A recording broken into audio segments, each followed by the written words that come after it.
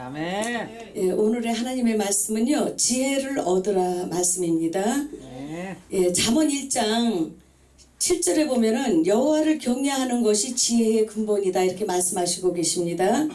또 잠언 9장 10절에 보면은 여호와를 경외하는 것은 지혜의 근본이요 거룩한 자를 아는 것은 명철이니라 이렇게 말씀하시고 계십니다. 우리가 정말 하나님의 지혜가 우리에게 입혀지면 우리는 여호와 하나님이 어떠하신 분인 것을 알게 되고 우리의 삶이 하나님의 뜻에 맞춰서 살아갈 수 있는 분별력이 생깁니다. 우리는 잠언 1장 3절에 보면은 지혜롭게, 의롭게, 공평하게, 정직하게 이렇게 행할 일에 대해서 훈계를 하고 계십니다. 우리가 하나님의 말씀을 모른다면 우리는 세상 살아가는 공평도 알 수가 없고 또 정직한 것도 알 수가 없고 의롭게 되는 것도 알 수가 없습니다. 그러나 율법은 죄를 깨닫게 해주심으로 우리가 하나님의 말씀으로 우리의 영혼이 복을 받고 살아가는 것입니다. 오늘도 하나님의 말씀을 우리가 지키고 하나님의 명령을 지키다 보면 우리에게는 정말 평안이요 재앙의 두려움이 없습니다. 그래서 우리는 살아계신 하나님을 경외하면서 우리가 하나님께서 우리에게 언약하신 것들을 이 땅에서 다 받아 누릴 수가 있습니다. 오늘 하나님의 말씀에는 잠언 2장에 보면은 나의 말과 하나님의 계명을 지키면 하나님께서는 우리에게 완전한 지혜를 예비하신다고 말씀하시고 계십니다. 그래서 우리는 하나님의 완전한 지혜가 무엇일까? 우리는 먼저 하나님의 말씀에 귀를 기울일 수 있어야 되겠습니다. 그리고 지혜를 얻어야 되는 것입니다. 그리고 우리가 하나님 뜻을 알려면 우리가 마음을 명철에다가 두어야 됩니다.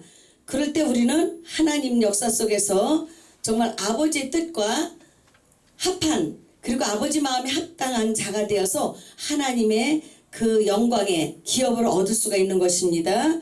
우리는 행실이 온전한 자에게 방패가 되신다고 말씀하시고 계십니다. 하나님의 방패는 공의와 공평과 정직과 그 선한 길을 깨닫는 것이라고 말씀하시고 계십니다. 우리의 심령 속에는 하나님의 공의가 어떻게 세워지고 우리의 마음에는 공평이 그리고 우리의 마음에는 정직은 하나님의 영으로 성령으로 말씀으로 예수 그리스도를 아는 것으로 우리는 세워질 수가 있는 것입니다. 그래서 오늘도 우리가 지혜가 우리의 마음에 들어와야 되고 지식이 우리 영혼을 즐겁게 누릴 수 있으려면은 우리는 정말 하나님을 찾고 만날 수 있어야 됩니다. 하나님께서는 우리가 간절히 찾고 부르짖으면 하나님께서는 응답해 주시고 우리가 알 수 없는 일들을 성령을 통해서 그 비밀을 다 열어주시는 것입니다. 명철을 얻게 되면 우리는 어떤 사람이 될 수 있냐면 하나님의 보호를 받을 수가 있는 것입니다. 그것은 세상의 악한 것과 악한 자들의 길과 폐역을 말하는 자들에게서 건져내 주신다는 말씀이십니다. 하나님께서 오늘도 우리에게 음성을 들려주시는데 내 아들아 나의 법을 잃어버리지 말라 이렇게 말씀하시고 계십니다. 우리는 하나님의 그런 법이 무엇일까? 우리에게 율법과 율례와 계명과 법도와 이런 모든 하나님의 말씀을 하나로 묶어서 생명으로 주고 계십니다. 그래서 우리는 죄를 깨닫는 우리의 삶이 되어야 하고 우리의 믿음이 또 온전한 데까지 들어가야 되고 하나님 앞에 행하여 완전한 데까지 들어가야 되는데 성령 하나님이 내 안에 오시면 우리는 얼마든지 하실 수 있는 것이에요. 제가 지난번에 아들내미 결혼을 하고 어느 목사님이 가시는데 사돈하고 이야기를 하냐고 조금 신경을 덜 써주니까 굉장히 마음에 걸리더라고요. 그래서 그 다음에 찾아가서 배웠어요. 그러니까 마음이 편해지는 거예요. 그러니까 가장 적은 것일지라도 우리의 마음속에는 하나님이 조금도 꺼리끼지 않게 성령을 통해서 우리가 그것을 이해할 수 있도록 그리고 그것을 깨달을 수 있도록 그리고 우리가 그것을 인정함으로 시인하는 삶을 살게 해주시는 거예요. 그래서 지금은 불친절한 것이 가나안 일곱 족속의 그 죄에 들어가잖아요. 우리의 인생에는 친절한 것이 하나님 앞에 복을 받는 지혜고 능력이거든요. 근데 우리는 불친절할 수가 얼마든지 얼마나 많은지 몰라요. 그래서 우리가 겸손한 자는 첫째 그의 품행이 성품이 친절하다고 보아야 되는 거예요. 그리고 그 다음에는 합평하게 그가 삶의 모든 것들을 이끌어가는 그런 모습을 볼 수가 있는 것이에요. 그래서 우리가 하나님 앞에 마음으로 하나님의 명령을 지킬 수 있어야 되는데 우리는 하나님의 마음, 예수 그리스도의 마음이 우리는 닮아야 돼요. 그래서 너희 안에 이 마음을 품으라 곧 그리스도 예수의 마음이니 우리는 예수 그리스도의 마음을 품어야 되는데 우리는 다른 것으로 우리의 마음을 채우려고 안간힘을 다 쓰고 살 수가 있거든요. 근데 우리 아까 제가 준비하는 황영선 목사님의 그 정말 살아있는 믿음, 헌신, 사랑 이런 것들은 우리가 자기를 죽이지 아니하고는 행할 수 없는 일들이고 자기를 하나님을 사랑하지 아니하면 절대 행할 수 없는 일들이거든요. 우리는 말로는 다 할 수 있어요. 그러나 그 행함이 하나님이 정말 뜻을 이루는 데까지 아버지 앞에 합당한 데까지 들어가려면 자기의 목숨까지도 내놓아야 되거든요. 그래서 하나님께서는 오늘도 말씀하실 때 마태복음 12장 30절에 보면은 너는 마음을 다하고 목숨을 다하여 그리고 뜻을 다하고 힘을 다하여 주 너의 하나님을 사랑하라 말씀하시잖아요. 마음을 다한다는 것은 우리는 100%가 완전히 차야 되는 거예요. 99.9%도 안 되는 거잖아요. 그것을 자기가 성령을 통해서 정말 냉정하게 인지할 수 있어야 되는 거거든요. 그러나 우리는 자기한테 유익한 것은 굉장히 민감하면서 죄는 그저 둔하다 그 무관심하게 그렇게 감으로 인해서 자기에게 오는 것은 환난의 바람이 그리고 고통의 그런 시간들이 지나가면서 이것을 찾아내게 되는 것이에요. 그래서 우리는 범사에 하나님을 인정하게 되면은 하나님께서 우리를 지도해 주신다고 말씀하시고 가르쳐 주신다고 말씀하시거든요. 근데 우리는 어떻게 살아가는가? 우리의 모습들은 스스로 지혜롭게 여기지 말라고 말씀하셨는데 자기가 지혜롭고 자기가 의롭고 자기가 모든 것에 괜찮은 것으로 인정하거든요. 그러나 우리는 하나님 앞에서 스스로 속이지 말라. 하나님은 만물의 여김을 받지 아니하신다고 말씀하셨어요. 근데 우리는 자기가 자기를 알지 못함으로 하나님까지도 속이려는 죄의 속성을 가지고 있거든요. 그래서 우리는 거짓말을 벗어버려야 돼요. 근데 우리는 벌써 얼마나 깨가 저들이 상상도 하지 못하는 상황 가운데 치고 들어와요. 그러면 그것이 내 속에 있는 것이 치고 나온 건지 외부에서 치고 들어오는 건지 그것도 우리는 분별할 수 있어야 되거든요. 근데 시키지도 않은 죄가 우리를 미혹하고 유혹하면서 들어오거든요. 그러면 우리는 영으로 그것을 정말 여유있게 넌지시 그것을 내게서 완전히 뽑아버리고 제거해버려야 되거든요.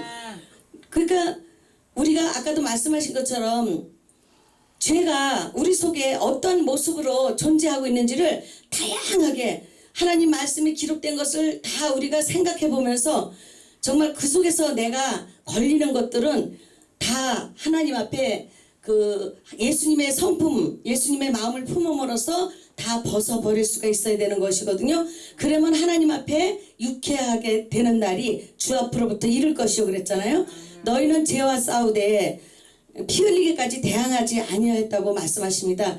우리가 보면 예수님 믿는 모습은 가지고 있는데 정말 예수님이 십자가에서 지신 그 사랑, 그 은혜를 바로 깨닫지 못해서 내면의 세계는 실상은 어둠이에요. 그리고 사단이 지배하는 그런 삶을 살고 있거든요.